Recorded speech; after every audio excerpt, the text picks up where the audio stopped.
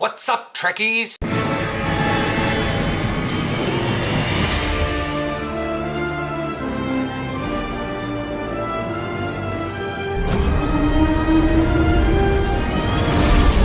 Hi, okay. Console's got some ships coming out, already are out. You guys have weird release dates. When was this posted? Yesterday.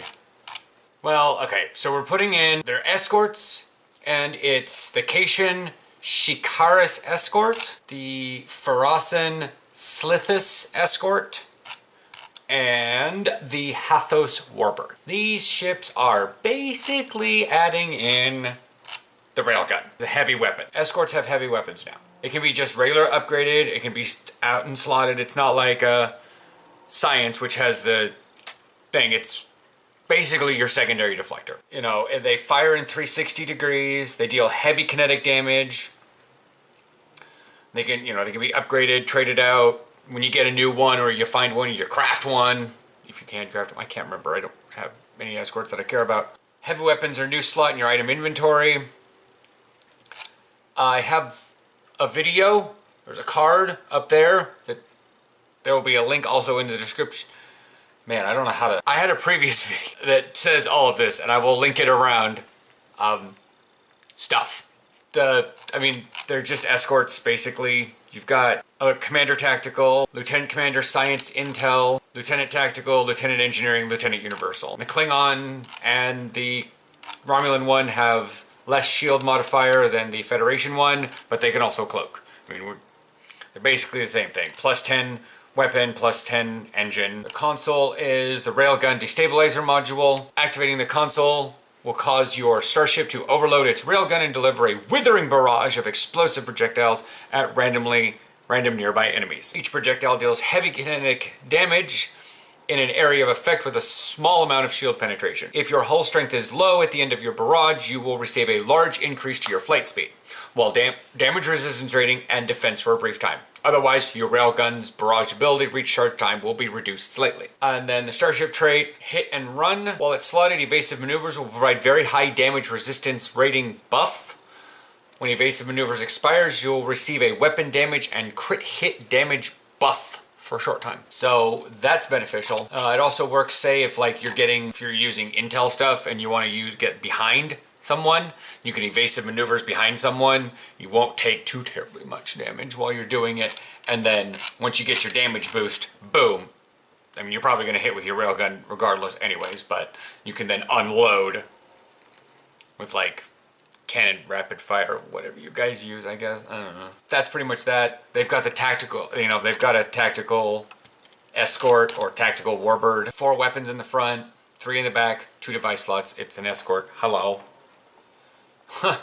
So that's that for console. There's also something I saw about you guys are getting Brushfire Week 3 rewards, and there's Zen discounts on Xbox only. They're excited to... I hope that's the wrong date. August 19th until September 25th. Why are we being told about this so late? September 19th is today. Anyways, so yeah. Basically, if you buy 1,000 Zen for $10, you get a 10% discount for $9. 11,000 Zen, $100, 25% discount, $75. That's that. That's what it is. It says 15% or more, even though the first one is only 10%. This blog post is all sorts of screwed up. But you have a Zen discount for Xbox, not PlayStation though. So that's that. Like I said, Brushfire Week 3 rewards. House of Martok Skirmisher configuration set. Since it's Week 3, you'll be able to get your 3-piece explosive shearing torpedo modification. 3-piece modifies the spatial torpedo mode, special torpedo mode, high yield spread transport warhead. Attacks are launched from House Martok torpedo launcher, which briefly have a damage resistance debuff on their target. Or leave it, so that's beneficial. Yeah, that's that for console. Now moving on over to PC. I'm gonna leave the ship stats till the end. The ships are probably already out because they released this last Wednesday, so the ships probably already came out. We'll leave that to the end so that you guys don't have to skip stuff if you don't care about the flight deck cruiser ship stats. We are talking about The Geordie episode week 2 rewards. That's one thing that's coming out for PC. That's kind of cool. This week is the Trilithium Tricobalt Torpedo Launcher. It was the console last week, now it's the torpedo launcher. As a part of the Trilithium laced weaponry, the 2-piece bonus grants you firing cycle haste for energy weapons and flight speed increase. Just static boosts. That's that. The 3-piece, we'll go over this next week, is increase your starship structural integrity skill and a flat amount of all damage resistance rating. Next week is probably the energy weapon. So that makes sense. So now moving on to Miracle Worker specialization, which there's a fair bit in here and we're gonna go over it. It seems a bit more interesting, like I said, ship stats, but I do have to cover the ship stats. So we'll do that, like I said, we'll do that at the end. Miracle Workers lean heavily on healing and weapon-enhancing abilities, belying their roots as an engineering-heavy specialization. Captains interested in exploring these types of abilities are likely to reap greater benefit from investing in this specialization. Miracle Worker is a primary specialization, but captains may instead choose to slot it as a secondary if they wish to benefit from the first 15 abilities offered. Abilities may be purchased in this specialization even while it is inactive. Yay! With the introduction of the new primary specialization, we're also increasing the cap on specialization points up to a new max of 180. Players that exceed that amount will receive dilithium ore when they max out their current specialization XP bar. So that's how this all works. The scaling passive now for this one is 5 to 50% maximum hit points and hull regenerated per minute. The bonus starts at 5% once you have a single ability purchased and the specialization is active. It scales by 1.5% with each ability purchased up to a total of 50% once the specialization is complete. Starship trait. As with previous specializations, purchasing abilities in the Miracle Worker specialization will unlock new starship traits. At 15, going the extra mile improves effectiveness of your captain and bridge officer heals. If you heal someone while they are above 90% maximum hull, they additionally gain a boost to maximum hull capacity for a short duration. At 30, which I think is all of them, you get improved going the extra mile, which gives a stronger boost to healing and temporary hull capacity boost. Does not say by how much. Abilities that come from this. Space. Embolden. Activate any hull heal that increases your critical hit chance for a short duration. This effect cannot stack, but subsequent heals within this time will refresh the duration. Gotcha! Percussive maintenance. It's a ground ability. Activating any hit point heal will increase your melee weapon damage and run speed for a short duration. This effect cannot stack, but subsequent heals will refresh the duration. Space and ground, throw out the manual. Your outgoing heals gain a chance to critically heal, granting a bonus to the amount healed based off your heal crit severity. By default, your healing crit severity is 50% and your healing crit chance is 0%. Fix them up. Space and ground. Activating any heal will increase the damage resistance rating of the healed ally or self for a short duration. This effect cannot stack, but subsequent heals within this time will refresh the duration. This is punch it, ground. After sprinting, you will gain increased control resistance and bonus physical damage with melee attacks for a short duration. Push through, ground. After receiving a critical hit or critical heal, your incoming healing and outgoing damage will be increased for a short duration. That's cool. Simplified plumbing, space. After using ramming speed or full impulse, your power levels will be instantly restored to their normal setting. Okay. Tough little ship. Space. You will gain additional damage resistance rating versus critical hits. Give her all she's got. Space. Activate this ability to grant you and your teammates increased maximum hull capacity, incoming hull healing, turn rate, and resistance rating versus subsystem offline effects. Many additional abilities can be unlocked in this specialization to enhance and improve the ground and space combat capabilities in unique ways. Bridge Officer Specialization. Advancing in the Miracle Worker specialization will grant the captain's abilities to add the Miracle Worker specialization to any existing bridge officers through the creation of specialization qualifications. So it's in your crafting. So for a while, you're only going to be able to use ground because I don't know any ships right now that have the Miracle Worker specialization on them. So when they bring out a new specialization, they're bringing out new ships. So, further increasing the versatility of the unit and allowing them to make the most of the ships with the Miracle Worker Specialization seats. I've checked.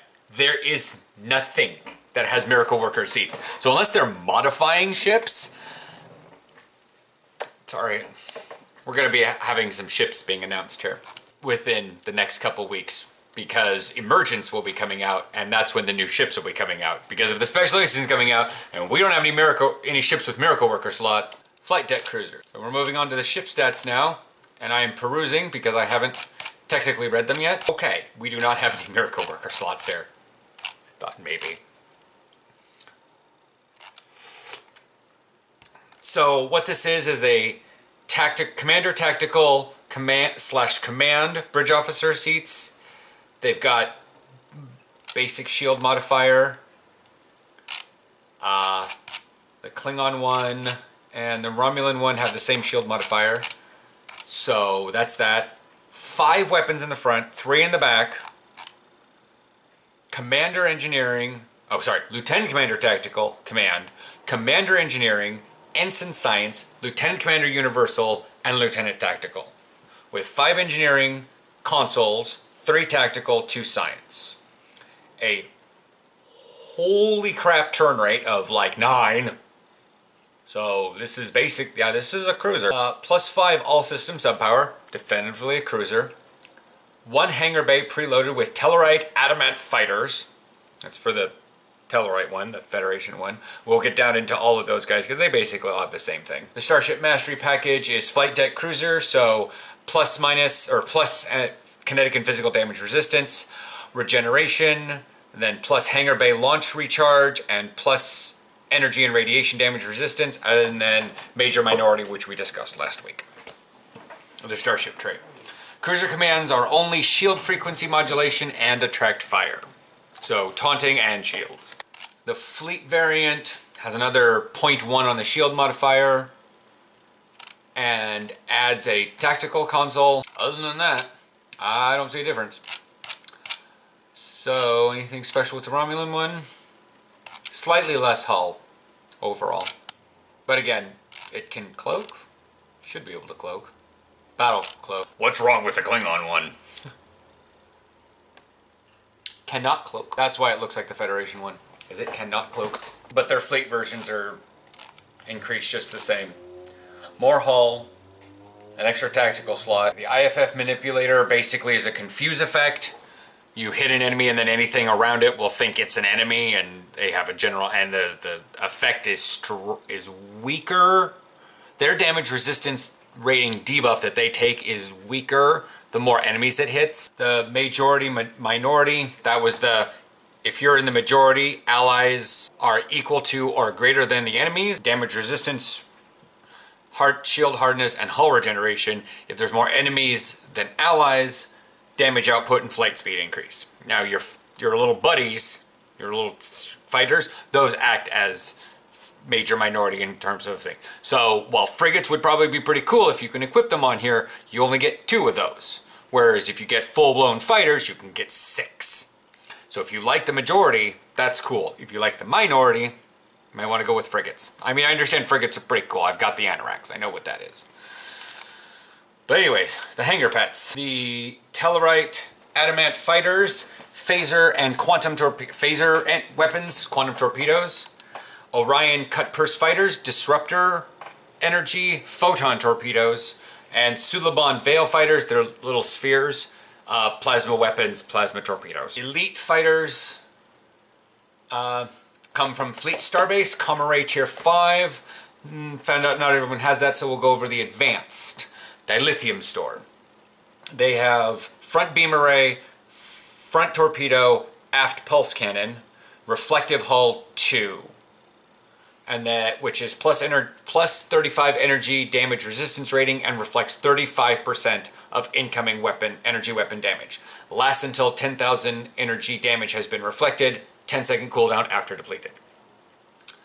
The elite fighters have no extra weapon. Oh no, they move from a pulse cannon in the back to a beam array in the back. And then they get reflective hull 3, which is 50 energy damage resistance rating, reflects 50% of incoming energy weapon damage, and it depletes after 15,000, not 10,000. So those are beneficial, and that's awesome. So that's the flight deck cruisers, and there is no extra news. I've covered a lot today. Ship stats, Beyond the Nexus. What craptastic things do we have for patch notes? Something about not yet released Galaxy interior. Whatever. Anyways, I will chat with you guys next week. Catch you later. Bye.